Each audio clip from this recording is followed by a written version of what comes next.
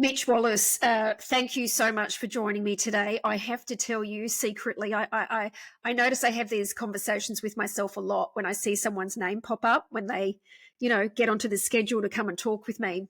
And when your name popped up, I had a look at what you're doing, I was like, oh my God, I can't wait to talk to you. And of course, straight away, right? And so in the background, I know we had to reschedule once as well, and I'm like, oh, I so didn't want to have to do it, but I'm really amped and I'm really grateful that you're here, and I just want to firstly thank you for being here. Oh, my absolute pleasure, Kylie. I love what you're doing with kind of reimagining, in my words, I guess. I'm putting your career in my own language here, but what you're doing with the Uncharted Leader podcast, I think, is a great way to challenge people to think beyond the norm. And that's what we need now more than ever, I believe. Yeah, wonderful. Well, I am going to ask you to really let us in on why it is that you're here. I'm passionate about embedding connection as a core capability within people managers, because I believe it is pretty much the only skill that is necessary to lead great teams, particularly in the context of rising artificial intelligence in the next 5 to 10 years. So I recently released a book called Real Conversations, which is a 5-step framework to support someone through emotional pain. And I've rolled it out with 10,000 people on over 4 continents at some of the biggest brands in the world, like Microsoft, KPMG, American Express, Lend-Lease, Legoland, Allen's, you name it. And it's been proven to boost connection as a capability by up to 400%. To get to that framework, I scoured the world's literature for the last 6 years on what makes for therapeutic conversations and what doesn't.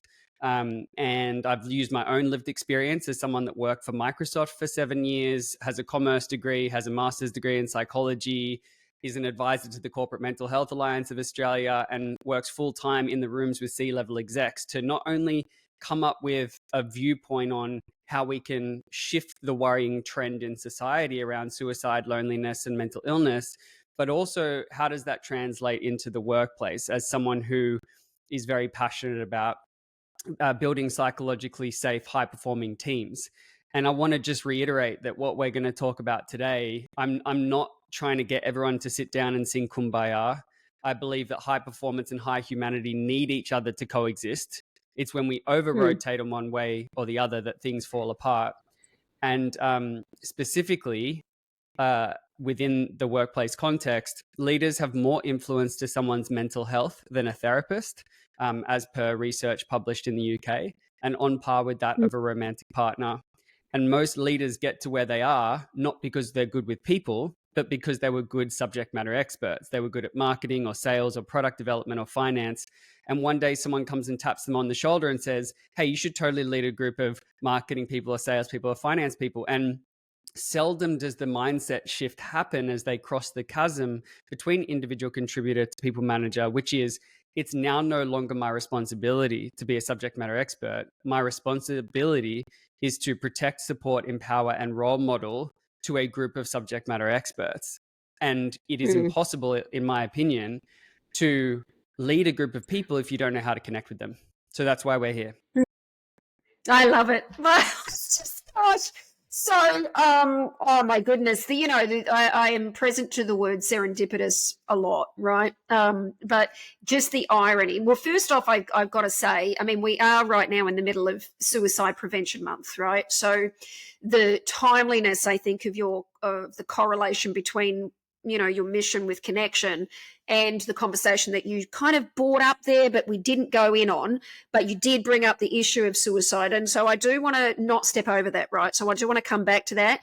But I do, this word connection, I just happened to come back from yesterday doing a keynote with all the tech companies, specifically on the theme of connection. And we're talking about, as a tech platform, tech platforms are designed in order to bring the world close together. And here we are, paradoxically, dealing with the statistics, the growing statistics on mental health issues and a lack of connection and loneliness. So look, to go down that path, Mitch, where I do want to start is your personal journey and how you got here in the first place. So you did mention that you were working at Microsoft, but what had you kind of make this transition into this particular area? Well, a lot of people ask, how did you make the jump to your passion being psychology? Yeah. And I said, I wish it was a jump. It was a fall from grace. It was me not having any other option because I was so incapacitated by a lifetime of pretending and running away. So, the outside world saw the youngest intern at Microsoft, the guy who was top 2% of the state in the HSE, high distinctions in my Bachelor of Commerce at Sydney Uni, and a global product manager by the age of 25, living in Seattle, flying around the world business class, leading teams and partnering with Vogue at Design Week in Milan and doing private demos to Robert Downey Jr. Like, that was one life. But just beneath the surface was a very, very broken kid. And I was first diagnosed with OCD at 7 years old when my mum saw me doing behaviors around the house, like touching light switches and counting out loud on repeat. And this would take up hours of my day. And I remember one day she's just like, "What are you doing?" And I think at the beginning she thought, "Oh, there's some weird little idiosyncrasies that my child has." And then it got to, something seems very wrong here. And I still remember the day I was diagnosed, and in my mind all I heard was, "You're completely broken." And I would go on to spend the next 2 decades being very good at masking and really only having one lifeline, which was my mother. If you read the book, I've dedicated the whole thing to her and her unconditional love. And, I think, could my employers manage that better? I'm a big fan of taking accountability. So I'll say it was always meant to be that I didn't get better at work and stay in that career. I, as an individual, was supposed to leave to come and do my life's calling, which I absolutely know that this is what it is. But can we prevent what happened with me for others so that they don't feel that they need to either have a career or have their mental health? You don't need to face that trade-off. So I ended up leaving Microsoft and coming back to Australia and moving in with my parents, and bright, shiny career down the gurgler. And a YouTube video of a guy in his bedroom telling his story ended up saving my life and changing it, which is another, we can deep dive on that. But essentially what he represented was true understanding, true shameless understanding of, I'd run away from myself my whole life. And this man who had been through the exact same things as me looked like the opposite of the story I told myself of being crazy, broken, unlovable. And it was the first time I believed that I was okay and that I will continue to be okay. And so my life's mission after that was to become Harris, this random guy, for one other person. And I did the work that I ran away from for so long. I went to finally see a therapist and start a medication, make lifestyle changes, write a 30,000 word life narrative. I did the not sexy stuff that is actually what's required if you have a mental health issue, more than just green smoothies and meditation, And I ended up telling a video like he did and said one person wore their heart on their sleeve and it saved my life. And I hope I can do that for someone else. And I woke up the next morning and my life was never the same. That was May 30th, 2017. That video went viral. People all around the world started tattooing hearts on their arms and sharing their story. And it was on The Project and made national news. And birthed my charity, which is still here 7 years later, heart on my sleeve. And I'm now a volunteer chairman sitting on the board, and I work full time now in my personal brand. And Real Conversations is my dare to lead for Brene Brown equivalent. Yeah.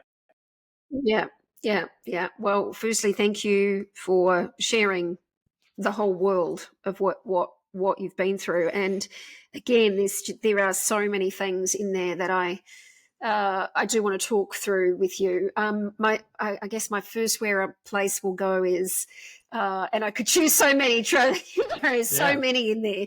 but let me go here. Okay. So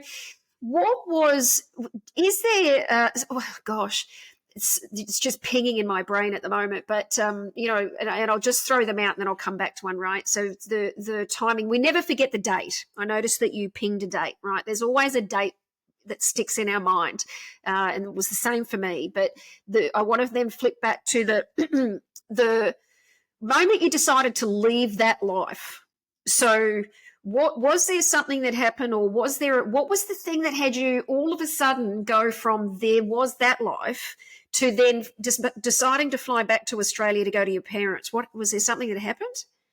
Yeah, I just became too unwell, and I was very good at band-aiding. That worked for 2 decades, but I hit a point where they weren't sticking anymore. And I think that was a function of living away from home, having huge amounts of responsibility at work. But more than anything, there are certain chapters of your life, and I'm sure, Kylie, you can relate to this, where pretending becomes too painful and your psyche just cannot handle the load anymore, and something starts to give. And it was giving in the form of my ability to self-regulate at all during the day, my ability to perform at work, my irritability in relationships. And it was just kind of all consuming, and I could not go on. I needed to pull the plug completely. Mm. So it sounds like it was almost a slow burn. Yeah, I mean, it was from 7, and then my breakdown was when I was 2016. So September 2016 is when I had a breakdown. So Right. that's a long time in between drinks of running away, pretending, with panic disorder, Yes. depersonalization disorder, obsessive compulsive disorder, like severe complex mental illness, completely untreated. Yeah, yeah. Look, I think, look, the next part, given that you've just now gone there, especially in the disorder aspect, right?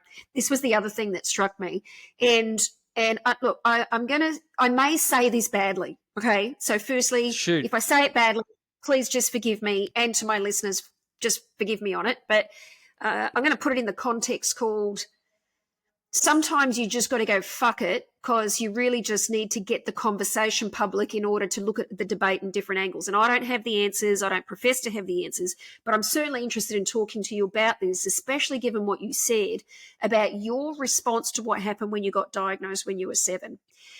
And like I said, I'm not the expert and I don't have the answers, but there has certainly been a point for me when, as a mother of 3 children, right? I've started raising children in an era where suddenly we've got every fucking disorder Mm. under the fucking sun, right? Yep. ADHD, this on every single spectrum. I've got kids in my own nieces and nephews on the spectrum. I'm sure mine are actually this as well. And then there's this the allergy. I mean, fuck me. Yeah, it's a lot, huh? Right? It is a lot. And so this is not, what's coming out of my mouth is not an invalidation of the fact that we need to get clear, so that people get, because I know there's freedom where you can kind of understand shit, right? I really get that. And my concern is what happened with you. And I have hesitated even taking my kids to get clarity on things that I've had concerns about, because I don't want them to have that response called, oh, you mean there's something wrong with me? Well, no, there's nothing wrong with you, nothing. But that narrative, the narrative is the part that's detrimental, because if you live your life inside of something's fucked, and I have done this, Mitch. I was sexually abused when I was 12, Oh, didn't wow. get the support I needed, and did not know until I was 48 actually, when I did EDMR therapy. I think it's EMDR therapy. EMDR, yep. And yeah, right. Didn't until I was 47 that I actually saw what happened and realized I was sexually assaulted by 2 blokes in an environment where I had no control, right? But so I spent my life blaming myself for that. So I know full well Mm. what it's like to live a life inside of I'm fucked. That was the Mm. narrative. I'm a fucked up mess. Everything I do is fucked up, blah, blah, blah, right? Mm. But I don't know. I'm really interested in, given your depth of experience in this area personally and with your book, about your perspective on this. Like, how do we deal with this? Yeah, well, first of all, I just want to recognize and appreciate what you shared just then, Kylie. And, it's obviously something that has shaped your life consciously and unconsciously for pretty much all of it.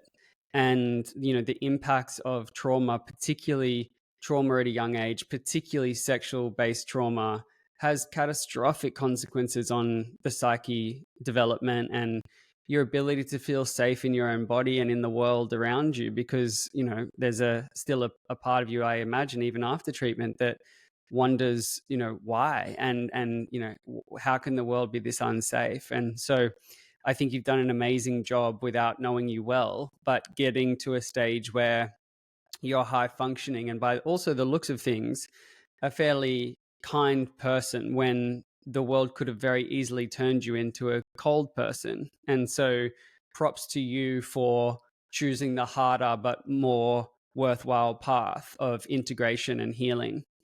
Why are we in the situation that we're in, which I call the global warming of mental health in my book? Um, I'm not entirely sure, and I'm also curious about that. I asked my Harvard psychiatrist friends this same thing, and if I was to put all illness can boil down to nature nurture to some degree. That's pretty reductive, but it's going to be some element of biological and environmental. I think biological, there is a whole bunch of intergenerational trauma that is being baked into our DNA, which is manifesting in very strange illnesses like autoimmune equivalents within the mental health spectrum. I think that there are eventually we're going to be able to look back and audit whether that be diet things or chemicals that are coming into our body, which is causing abnormalities in brain functioning. I do think that there's some stuff we don't know yet. That's not a conspiracy theory. That's just, I know that there's more to the story because there has been such a huge rise in some of this stuff. I think Yes. that we are more disconnected than ever before. We're in a more competitive environment with visibility to everyone's everything through social media. I think we're in a hyper individualized Western society, and we've moved away from a heart based tribe society which was the resilience glue. Look, beneath what sits there is it could just be we're more aware and there's higher reporting of things that were always there. And there is some instance of that. But I do believe that we are more fucked than usual. And what I kind of propose in my book is I think that the single greatest thing we can do to step forward and out of this mess is get better at connecting. And I back it up with data. I say that scientifically speaking, nothing is more influential to the way we feel outside of our genetics than the relationships that we have. It is the number one thing that makes us happy and the number one thing that prevents us from being sad.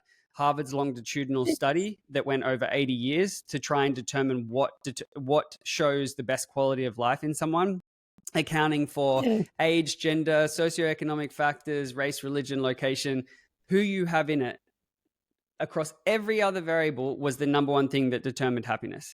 And on the other side of that, meta-analysis of PTSD shows that how supported you feel before, during, and after a traumatic event is more influential than the size of the traumatic event itself. So it literally buffers against the inevitable shit of life. So connection is nature's greatest antibiotic, but it's not hitting right. And I think the reason why it's not hitting right is we're not connecting anymore. We're just talking. We're in a transactional economy. And, I Yeah. contrast this transactional conversation for emotional problem is that's where the biggest disconnect happens. Like when someone says my dad's died, I say that there's 5 things that people do wrong. They move into magician, which is I can fix all your problems. Oh, you should do this, you should do that, blah, blah, blah. The thief, which is they steal the focus and talk about their own grieving, and it feels invalidating and you now need to caretake them. The blind optimist, where you silver line and sugarcoat something that just needs to be landed and felt, because an emotion can't release without first processing, and we're leaving people to deal with them on their own by telling them just kind of look on the bright side. The helicopter, which is someone that loses their own sense of stability during an important conversation and kind of adds to the contagion of distress. And then the ostrich, someone who buries their head in the sand and pretends that everything's fine because they don't know what to talk about. So in my work, I help people rewire that and move toward the realness of what needs attending to, which is a heart-based, not head-based, appreciation and validation of what is, by learning how to sit in the mud with someone without trying to move them away, knowing that it's care that gets people better in the long run. And it's super hard to trust in just caring, but it literally is the medicine. Yeah. Look, I think you've brought us to a really good place where I think I'd like to understand a little bit more about the book, because I know earlier on you talked about, is that the five, because you talked about five frameworks, but those archetypes are not the five framework. Is that something different? Good pick Well, up. tell me about that one. Yeah, I introduced the 5 characters of disconnection, which is before you do anything new, try stop these things and you'll already be like 50% of the way there. Then you try and implement these 5 steps that I call engage, listen, safety, action, boundaries, which gives you the scaffolding to be able to navigate moments where someone says, I'm not okay. And you're left there being like, fuck, I'm going to make this worse. I'm going to say something. There's all this fear and guilt and anxiety about how to be helpful. Mm-hmm. So can you share with us a little bit more about each of those steps in short? I mean, obviously, we'll put links to your book so people can go there, but just give us a bit of a highlight, will you, on some of those, going through that narrative? I'll give you one main learning from each of the 5 steps, the golden nugget. Kylie, would you like this from a workplace setting or a home setting?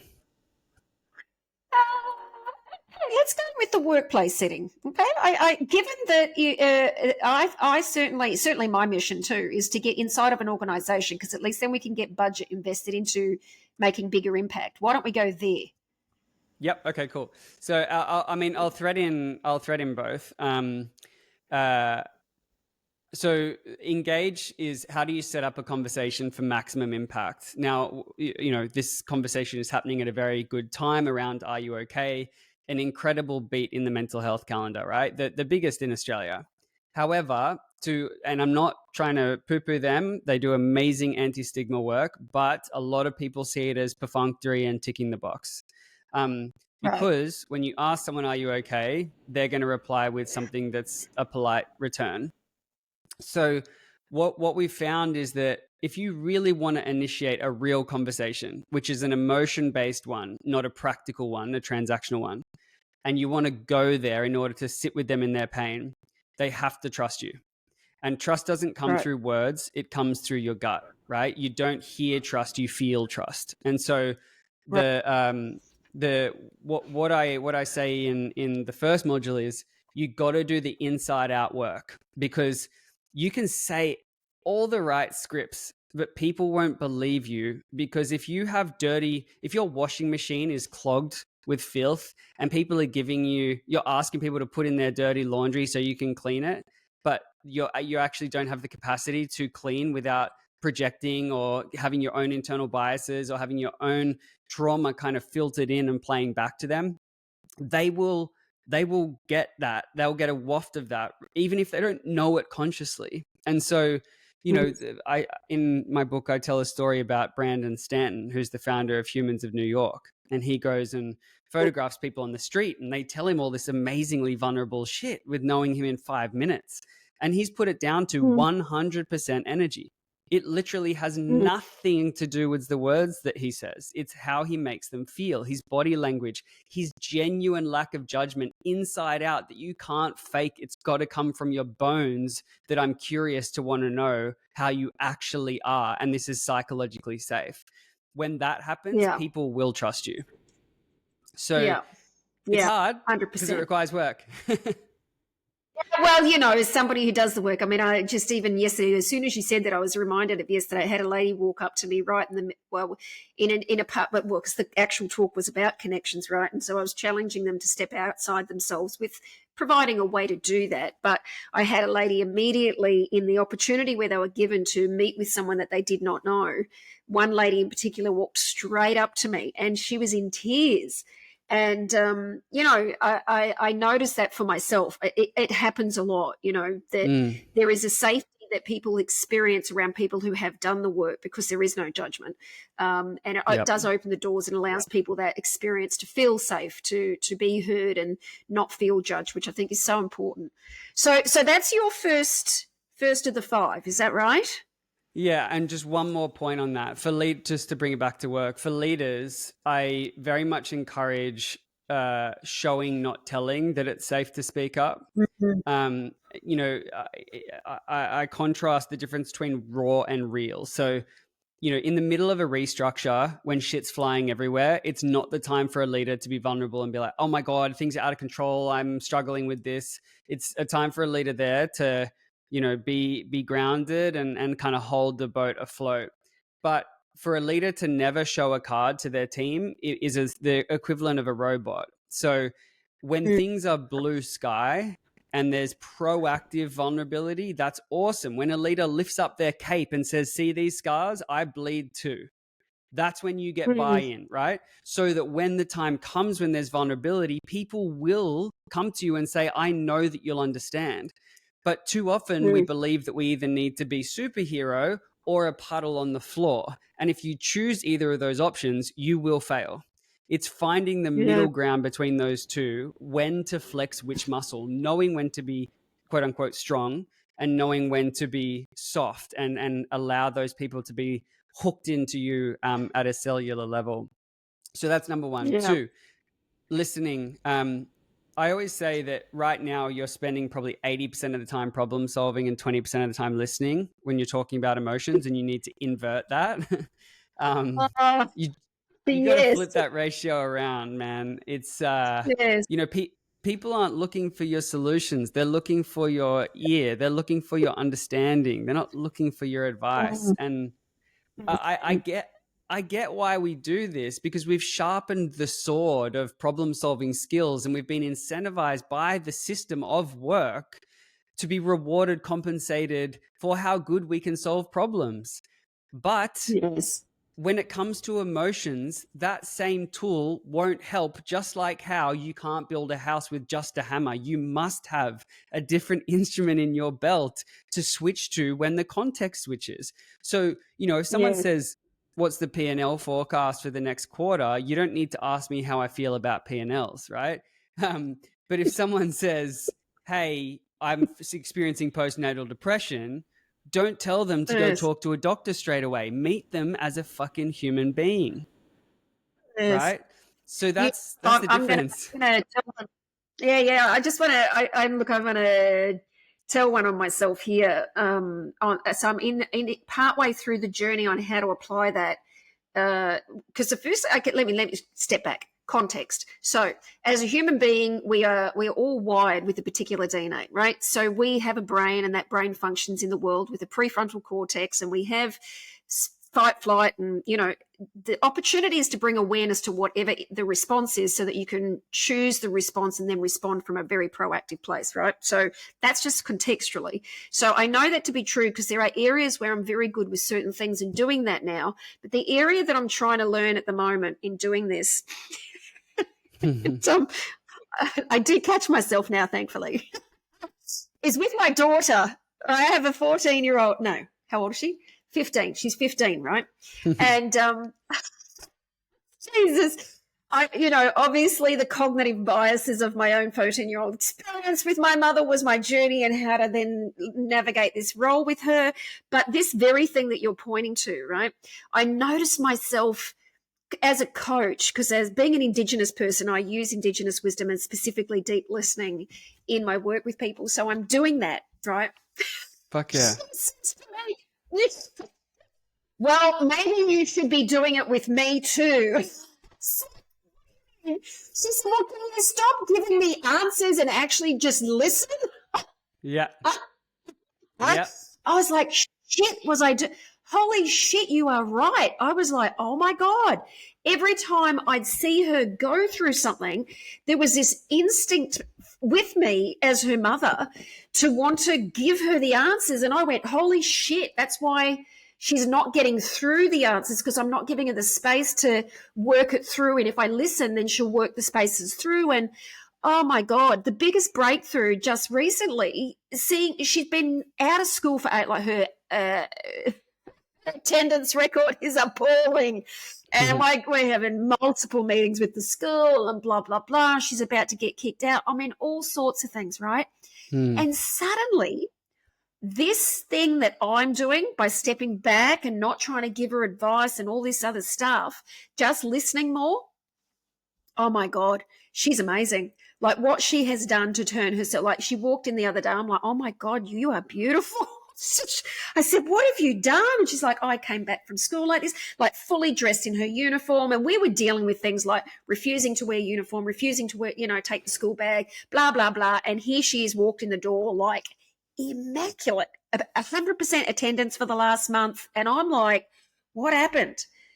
Now, obviously, she deserves every single bit of credit for that, right? She has done what she's done to turn that around. And at the same time, it was my backing off as well that gave her the space to stop feeling like she was getting this nagging mother's advice. And the reality is, I don't know shit about what's happening in her head. How the hell could I ever give advice when I have no clue about actually what's occurring in her internal state? Yep. So can I play back what's happening there from an outsider's perspective? The number one relationship in which it's hardest to have real conversations is parent to child because it matters the most, i.e. there's the least amount of risk tolerance. So when you just sit there and because the separateness is the least, right? You are almost one with your child. And so if they hurt, you hurt. So your instinct is eliminate the source of pain. But you kind of went towards the spiritual domain, so I feel like I have permission to do this. There's a reason why yin and yang are, make a whole, and that there's a dot of the other color in the middle of the yin, and then the yang has they borrow from each other, right? So as humans, we're faced with this ultimate duality of being separate in this body on our own and connected. We can only be understood by the matrix of relationships in which we exist. Now, what I can say wholeheartedly, scientifically and spiritually, is that dis-ease happens when we over-index on one of those two. When we get out of balance and we become too connected, when we overdose connection and there's not enough autonomy, there will be consequences. When we don't get enough connection and we underdose it, there's too much autonomy, not enough nurturance and attunement, there is consequences. So what you're speaking to is in a relationship where you're most hypervigilant and scared that you'll get the connection dosage wrong, your brain just goes, well, in the absence of having a clear certain line, I'm going to overdose it because that's better, right? That's what I should do as a parent. So it's understandable, but it's just not helpful, right? And so negligence is not what we're going for in parenting, but smothering and completely lacking because what you're signaling to her is, I don't trust you, so you shouldn't trust yourself. And so what she's rebelling against is, I'm going to be so far myself that even at the expense of people liking me, that I'm going to kind of win the war of autonomy against everyone until someone listens. Now people are listening. I'll come back to the center. Yes. Now, so now I just want to be responsible for. I know I having gone through and resonating with a lot of this, folks. I attempt. No, it's not in. So a lack of significance, right? Life's too fucking short to go down the path of giving yourself a slap on the back or even, dismissing it. This is a big deal. And in the moment of dealing with it with your child, it is a big deal. And you do everything you try to, even as you were saying that, Mitch, I think the whole world, when you haven't done the work and you don't see it, you're doing your best that you can. And it's a difficult thing to navigate. And it really becomes that place where as a parent you go, holy shit, you know that if I go too far that way, it's one way. If I go too far that way, and you're like, just being able to know what is the right balance is in and of itself a difficult path to walk, for sure. Yeah, and I can already hear listeners asking, well, how do you know if you have the right dosage? How do you know Yeah, if you're on the exactly. right path? That's another podcast worth. But look, my 10,000-foot view on that is that you'll know if you just slow Yeah, down and you're quiet for a second. Your gut, your body, your nervous system is already telling you if you're over involved yeah, or under involved. You'll already know. And if you're yeah, not sure, discuss it. How are our needs being met? And have that real, transparent, open conversation. It'll save you a lot of guessing. So yeah, yeah, listening is a superpower, as you can see, Kylie, with your yeah, daughter. Um, and you know, in my book, as much as I write about my mum being my hero, she still gets this stuff wrong. Like the other day, I was so stressed. I was going to America. I had this tour coming up, and work's just pumping. And and I said to her, I'm like, God, I'm just like so overwhelmed. And she goes, can you slow down a bit? At least you work for yourself. I don't work for myself. And you know you're going to get through it. It's going to be fine. And I'm like, you just did mistake 1, 2, and 3. And I talk about you for a living around how good you are at this shit, man. Don't let me down now. Don't be the antithesis of it. And she's like, but you're my son. You know, I can do all the stuff you're supposed to do with everyone but you. And I'm like, but I need you to trust me. I need you to take this counterintuitive approach of putting Dettol on the wound instead of trying to bandage me up, because I'm just going to go and get infected by not attending to the inflammation first. I need you to tend to this.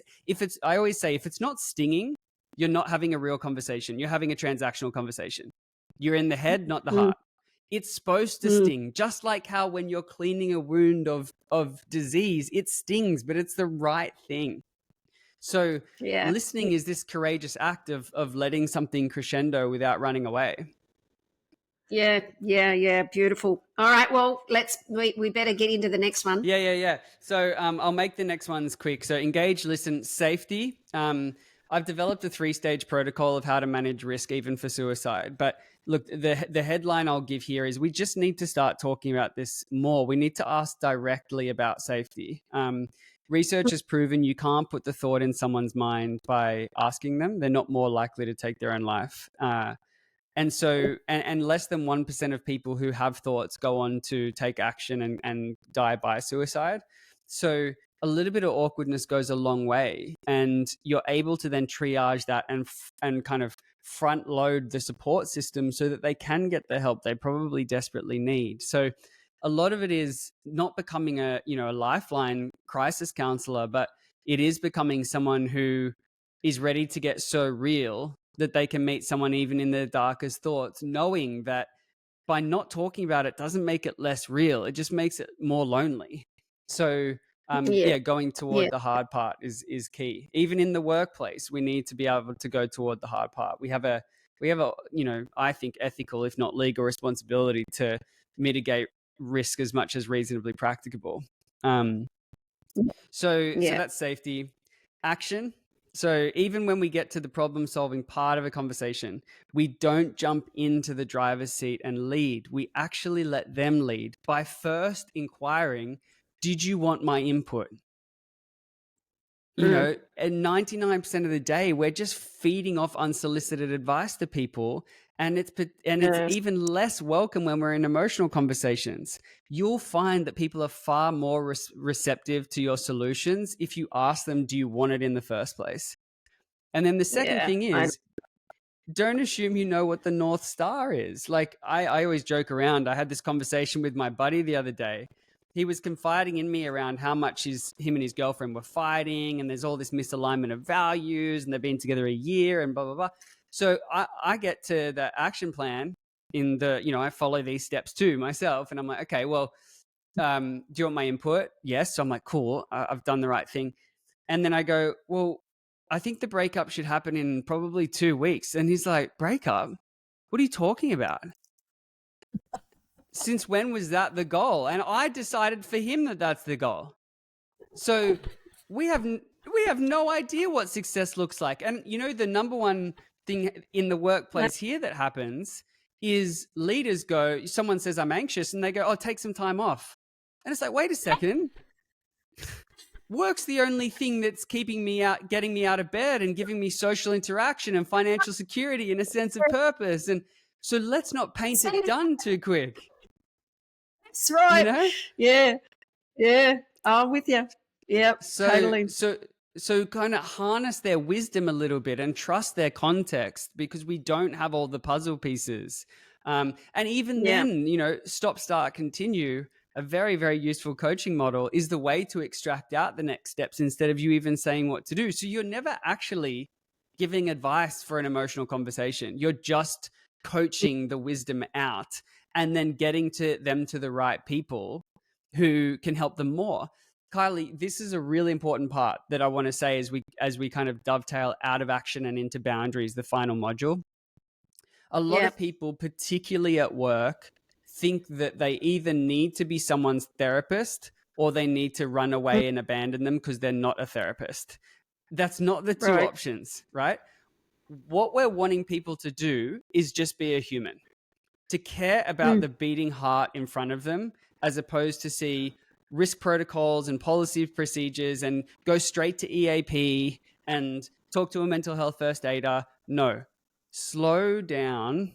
You can be therapeutic without being a therapist, and with the right boundaries, you can listen and know when it's time to get them to professional help, but it's not straight away. It's understanding, well, what's going on? Why do they feel that way? What do they feel at all? And we've kind of touched on it already, not being over-involved or under-involved throughout the process. And so, you know, a good leader is going to be able to know it's not the workplace's responsibility to assume all this medical risk that has nothing to do with them, but it's also completely void of any soul if you omit that. Plus, it's illegal to omit it completely. To understand what part a leader and a company plays in someone's recovery journey.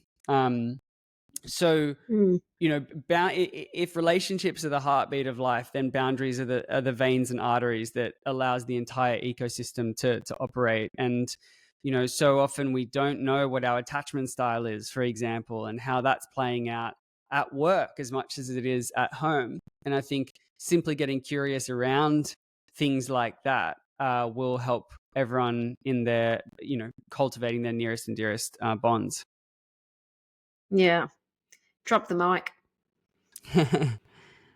Yeah, no, it's I could talk about this all day, Kylie. Honestly, it's I'm so passionate about it.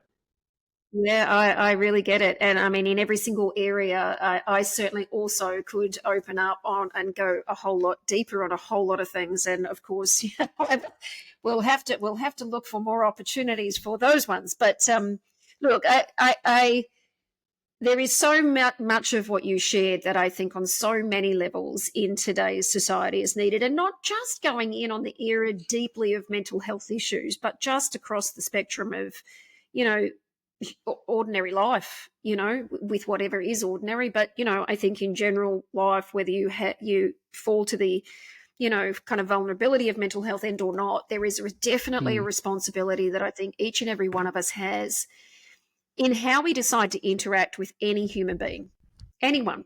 Well you said. know, there was a great, I said yesterday, actually, there's this quote that I have in my keynote about, it was that Mark Twain quote, you know, there's the 2 days, two most important days of your life, the day that you were born and the day that you find out why, right?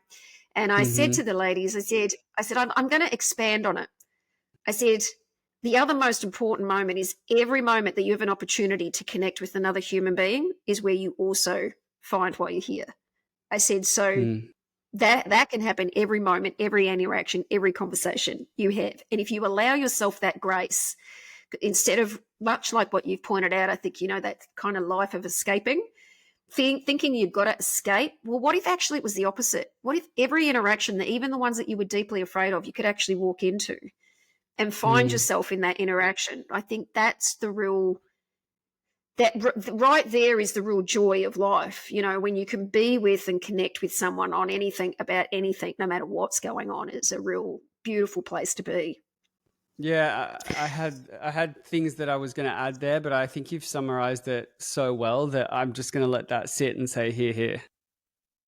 Yeah, yeah. Well, thank you. And the thing that I do want to reiterate that you've said a few times as an outstanding message, I think, for a lot of people, and it is slow down, just stop. And if you slow down, you have the capacity to trust yourself. And whilst it may look like you don't have the answers when you first look, if you do slow down, which I think has been a common message of yours all the way through, you will find the answer. You just got to stop, slow down, and trust yourself, really. Yes, you got to stop, slow down, and trust yourself. And you know, the three most powerful words that I've devoted my career to now, whether I write a book about connection, which is this one, or I have a keynote about resilience and overcoming, you know, how you go from suicidal to thriving. I have a book, my next book is about high performance, and everything in psychology, everything in life, in my opinion, this might be too reductive, but comes back to three words: towards the pain. The answers that you seek is on the other side of what you avoid the most. If you go Yeah, into the totally. eye of it instead of going round it, you will find what you're looking for. Yeah, that's so beautiful. Well, I won't add any more to that. And, you know, look, normally when we get to the end of a conversation, Mitch, I ask somebody to, I ask them to complete the statement about a leader is someone who, and I'm so noticing that I don't even want to go there because of what you just shared, but it doesn't take away from that. So I am just going to throw it in. Okay. Please complete this sentence for me. A leader is someone who. Cares. Ah, beautiful. Is that it? Look, there's a longer version. That I think is the simplest answer. A leader is someone who cares. The longer version is a leader is someone who knows that it is about other people, not themselves, and that they first of all do no harm. They protect people from pain. They support others and empower them to go through challenging times. They empower them to be the best version of themselves, and they allow those three things to be realized through the active role modeling of those values. That would, to me, be the true essence of a leader. Oh, thank you. I'm so glad that we got that out. That was just thank you so much. And look, thank you for, being somebody who is also walking courageously out into the unknown and leading the path in this area. As you did say right up front, that this is very much needed, wanted in the world. And it has been a real, I'm very humbled to have the conversation and to, have you share about not, your own personal experiences, but your passion for this area. And so thank you so much for being with us today. My pleasure. I do want to ask you to wrap up, lastly, where can people best connect with you, get copies of your book and your work? Yeah. Well, my turn to say thank you. Thank you for embodying an energy of psychological safety. Even through the phone, I can feel it. It's no wonder you've had the success that you've had. And also that people come to you, I'm sure, without you even asking, because you just radiate that magnetic energy of I'm here to listen. People can find me on all the socials: LinkedIn, Mitch Wallis, Wallis with an I-S, W-A-L-L-I-S, LinkedIn, Instagram, Mitch.Wallis, MitchWallis.com. Book is on all good retailers: Amazon, Booktopia, Dymix, etc. If anyone has any inquiries about corporate programs, just send an email to operations@mitchwallis.com. Fantastic. And before you go, I know whilst our listeners can't see this, Mitch, we will put all the links into the show notes for everybody anyway. But have you got a copy of your book there? I do. Can I see it? Yeah.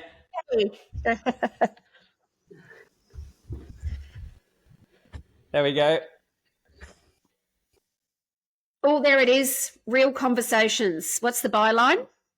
5 steps Connect with confidence. to connect with confidence. Absolutely brilliant. Love your work, Mitch. Love you. Thank you so much for being here today. Thanks, Kylie. Much love. Wonderful.